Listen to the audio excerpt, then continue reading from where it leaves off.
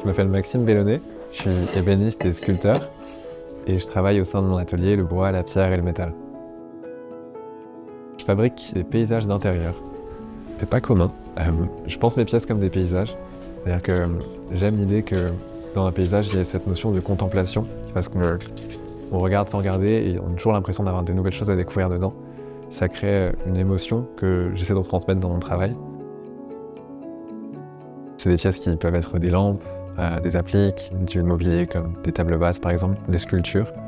Il n'y a pas toujours de fonction. Et comme pour un paysage, en fait, il est là pour être beau et amener à la contemplation. Mon parcours, il a commencé avec un stage de troisième. C'est là où tout a commencé. J'ai fait un stage chez un luthier, parce que je voulais faire des instruments de musique au début. Et là, j'ai découvert qu'on pouvait passer ses journées debout, sans être assis sur une chaise, et ça m'a énormément plu. Donc j'ai fait un bac pro ébénisterie, et je l'ai complété avec un brevet des métiers d'art en ébénisterie. Là, je suis rentré à Boulle, et suite à ça, j'ai fait un diplôme des métiers d'art aussi à Boulle, en décor et traitement de surface. C'est un diplôme où on apprend la finition, tout ce qui va être lac, vernis, traitement de la matière. Et directement après mes études, j'ai décidé d'installer mon atelier en rentrant aux ateliers de Paris. Je me suis rendu compte que c'était possible de pouvoir vivre en créant son propre quotidien.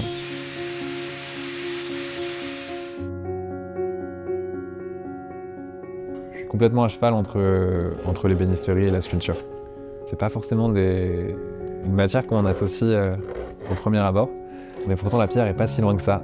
C'est une matière qui m'a profondément séduit. C'est une matière qui, au premier abord, est assez homogène, qui est très blanche, mais qui en fait va être plutôt très très expressive.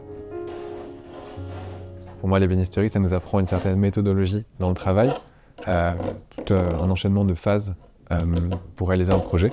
On n'imagine jamais tous les détails techniques d'assemblage et de choses un peu cachées qui sont derrière. Et sur la partie expression, c'est plutôt là où j'enfile ma casquette de sculpteur. Je vais avoir des gestes beaucoup plus spontanés et vraiment me laisser guider par ce que la matière amène.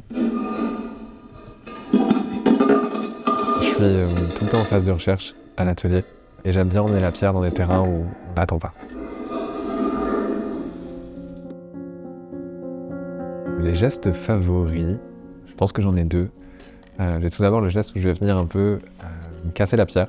Et qu'au début, je pars de blocs. Je vais venir travailler avec une chasse, donc c'est un gros outil qui va envoyer une onde de choc dans la pierre.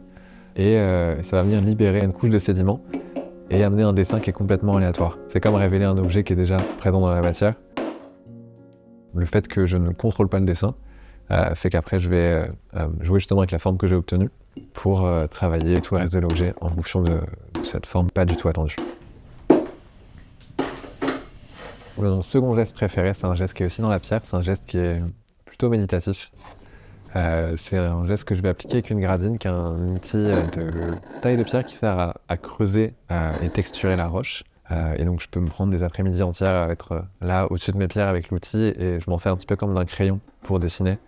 Ce geste m'apporte vraiment une dimension de méditation. Je réfléchis pas vraiment, je me laisse guider par ce que je vois dans la pierre, de ce que je vois dans mon geste. Et des fois je vois pas du tout le temps passer. En fait, dans les deux gestes, il n'y a pas de... J'aime bien l'idée que j'ai pas à réfléchir. C'est-à-dire, je me laisse guider par comment je place mon outil et comment je travaille avec, mais ensuite, c'est des choses qui sont très instinctives en fait.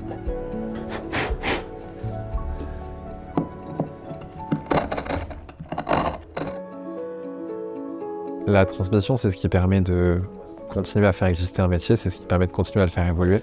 J'ai la chance de faire ce que je fais aujourd'hui grâce à tous les stages que j'ai pu faire. Donc je continue à l'atelier à accueillir des stagiaires. C'est important pour moi de continuer à faire vivre ce qui m'a permis d'être là aujourd'hui. Et d'autre part, elle se passe par le voyage. Ça peut être en France, ça a été aussi beaucoup au Japon. Et je trouve que le geste est finalement un langage qui est assez international et qui permet de dialoguer d'un atelier à un autre sans même forcément maîtriser la langue. Et il y a cette transmission de gestes justement qui s'est opérée à l'occasion de collaborations que j'ai pu mener au Japon. Et c'est quelque chose qui m'a permis de réaliser pas mal de projets jusqu'à présent.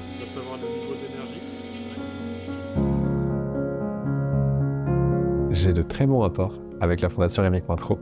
C'est grâce à eux que mon atelier ressemble à ce à quoi il ressemble aujourd'hui. Ma pratique faisait que j'avais aucun outil de taille de pierre, étant donné que je suis ébéniste au départ. Et du coup, j'allais dans l'atelier de copain tailleur de pierre en Touraine pour réaliser mes pièces. Ça ne me permettait jamais la spontanéité d'avoir mes outils à dispo pour travailler tout de suite. Et la fondation m'a permis d'acquérir tous les outils de taille de pierre, qui font qu'aujourd'hui j'ai vraiment à l'atelier tout ce qui me permet de travailler à la fois le bois et la pierre.